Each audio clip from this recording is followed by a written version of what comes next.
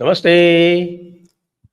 आप सभी से अनुरोध है कि कृपया हमारे चैनल को सब्सक्राइब करें, वीडियो को लाइक करें और जो ऊपर दिख रहा क्यूआर है उसको स्कैन करके आप हमारी दी जयपुर डायलॉग एनुअल समिट 2025 में योगदान करें, क्योंकि आपका एक छोटा-सा दान सनातनी इकोसिस्टम की नींव रखेगा।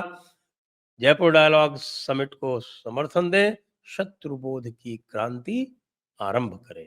तो शत्रुबोध की बात करते हैं हम, तो सबसे बड़ा अब शत्रुबोध हमें होने लगा है कि साहब ये जो अमेरिका है, अमेरिका बहादुर, अब तो ऐसा लग रहा है कि पूरी तरह से शत्रु में परिवर्तित होता जा रहा है। वैसे तो हम ये कह सकते हैं कि जो भी क्रिश्चियन चर्च है, चाहे वो प्रोटेस्टेंट हो और चाहे वो कैथोलिक हो, उन्होंने सदैव भारत को और भारत के धर्म को यानी हिंदू धर्म को शत्रु ही माना है अपना, और सदैव उसको परिवर्तित करने का प्रयास किया है। लेकिन अब जो हमारे मिस्टर डोनाल्ड ट्रंप, जिनको कि प्यार से मोदी जी डोनाल्ड ट्रंप कहते हैं,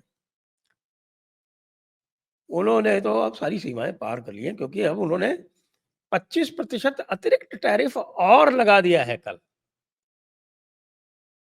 यानी कि अब जो टोटल टैरिफ है वो 25% प्लस 25% अब 50% हो गया है। जो भारत ने कहा था उसका उन्होंने कोई उत्तर नहीं दिया, बल्कि उत्तर नहीं देके अपनी एक तरह से कमज़ोरी भी उन्होंने स्वीकार कर ली। अब 50% उन्होंने लगा दिया है। 50% चाइना पर भी है, 50% भारत पर भी है और 50% ब्राज़ील पर भी है। तो भई अ, रशिया पर तो पता नहीं कितना है, रशिया से तो वो कोई संबंध ही नहीं रखते हैं। तो ब्रिक्स के 5 में से 4 पाए जो हैं वो उन्होंने कवर कर दिए हैं। और ब्रिक्स जो एक बड़ी-सी लूज़ सी एक ऑर्गेनाइज़ेशन थी, उसको अब पूरा इंसेंटिव दे दिया है और उसको पूरा महत्व दे दिया है, ये दिखाने का कि साहब ये ब्रिक्स से डरते हैं। और अब ब्रिक्स जो है वो पूरी तरह से हो सकता है एक्टिवेट हो जाए। वैसे भारत ने इसका उत्तर भी दे दिया है और भारत ने उत्तर वही दिया है कि भई हम आपकी धौंस पट्टी में नहीं आने वाले और नेगोशिएशन हमारे जो चल रहे हैं वो चलते रहेंगे। धौंस पट्टी में हम नहीं आने वाले और आप जो है वो अनरीज़नेबल है, इर्रेशनल है। आपने यूरोपियन एलएनजी और यूरोपियन क्रूड इंपोर्ट्स पे आपने कुछ नहीं किया और बिल्कुल साफ-साफ ये बता दिया कि भई आप जो है वो आपका इरादा कुछ और ही है। और ही है वो हम सब जानते हैं, वो और ही है। वो भारत ने ट्रंप को ये कह के कि भई तुम हमारी फॉरेन पॉलिसी नहीं चलाते हो, हमारी फॉरेन पॉलिसी, हमारी मिलिट्री पॉलिसी, हमारी यौद्धिक और मौद्रिक पॉलिसी हम स्वयं चलाते हैं, सीज़ फायर हम स्वयं करते हैं, किसी के डिक्टेशन पे नहीं करते हैं। ये उनको भाई साहब को इतनी नागवार गुज़री छोटे बच्चे की तरह कि वह छोटा बच्चा जो है वो पूरी तरह से आउट ऑफ बाउंड हो गया। क्या कहते हैं उसको? बिल्कुल सारी सीमाएँ लाँघ गया, सारी सीमाएँ लाँघ गया।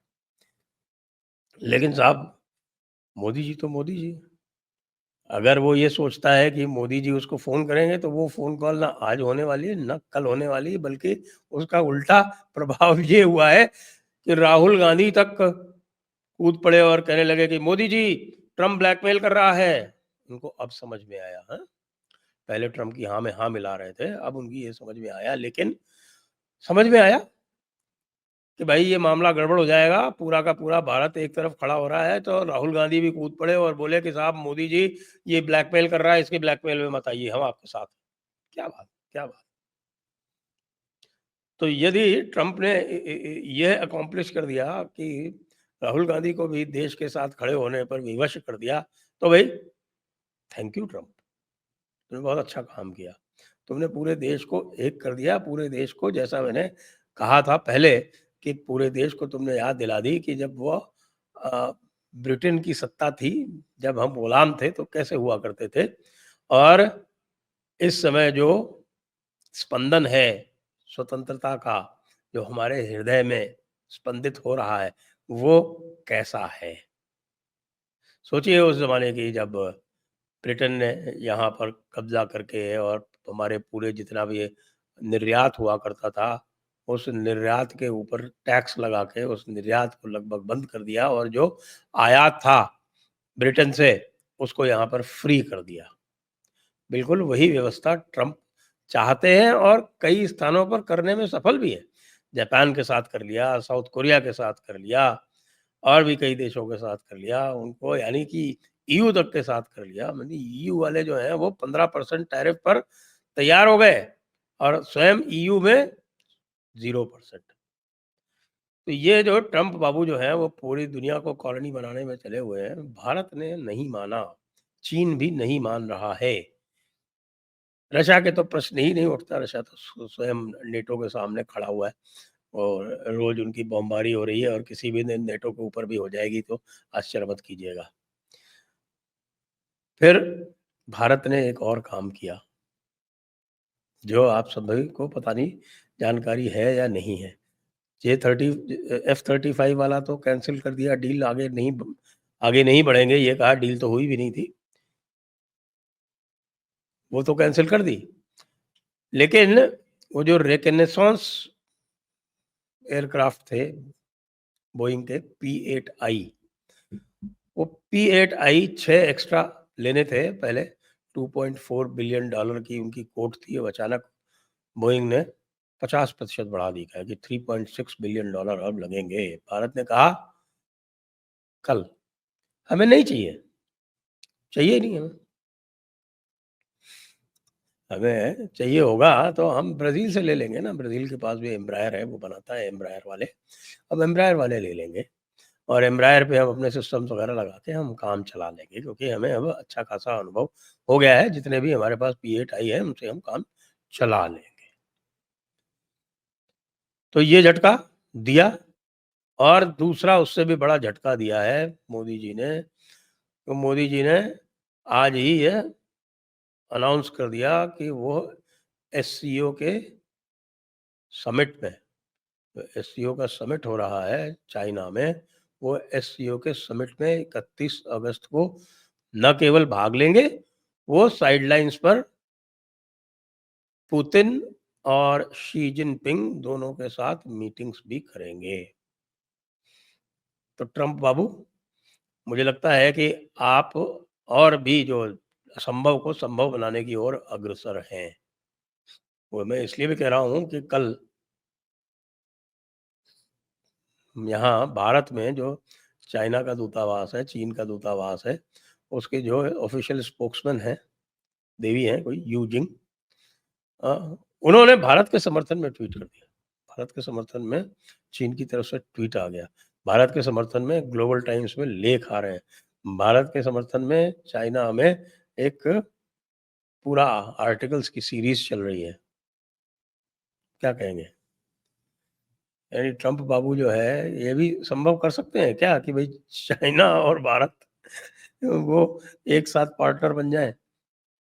और क्या ये भी संभव कर सकते हैं क्या कि भई चाइना और भारत जो है वो मिलके ऐसी स्थिति पैदा कर रहे हैं कि हमारे अंकल ट्रम्प जो हैं वो अपनी मुँह की खाएँ? क्योंकि और भी समाचार आ रहे हैं।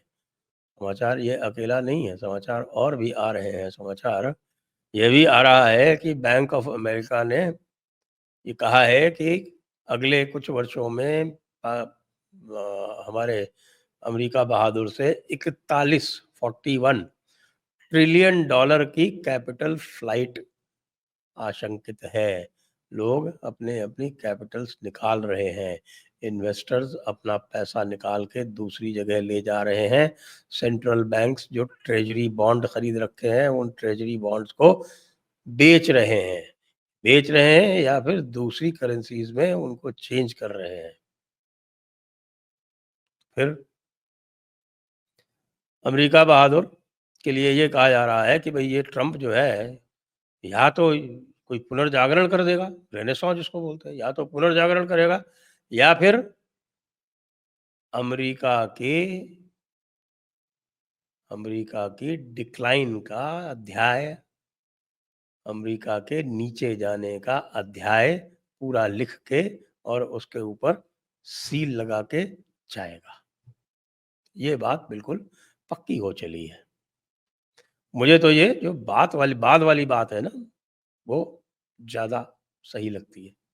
भारत की समस्या है, जैसा कुछ लोग कह रहे हैं कि भारत के साथ Bharat has a 3 body, India has a 3 body problem. 3 जो बड़े प्लेयर्स हैं दुनिया में, यानी कि रशिया है, चाइना है और अमेरिका है।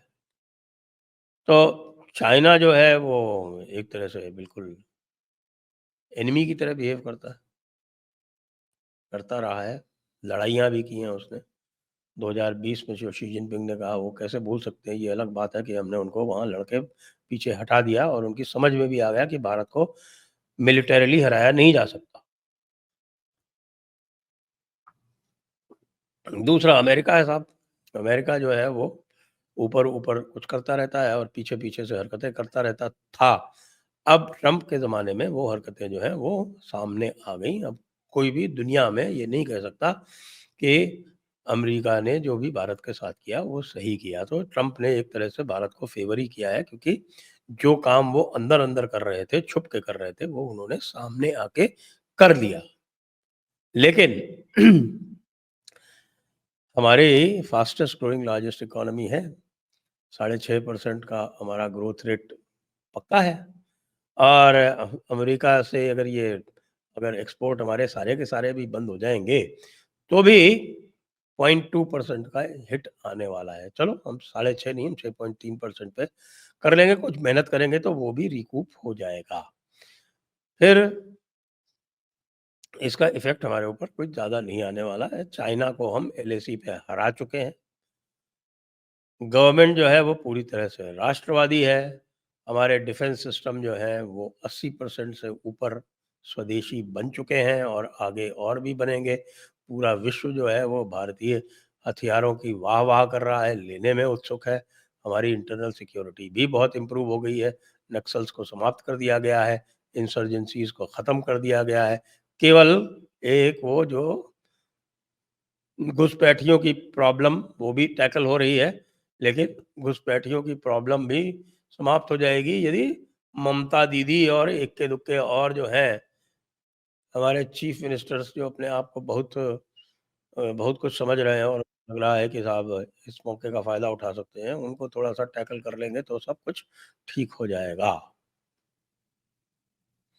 और वही वाली बात कि इंटरनेशनल एरिना में ना कोई परमानेंट फ्रेंड होता है, ना कोई सदा मित्र होता है और ना कोई सदा शत्रु होता है।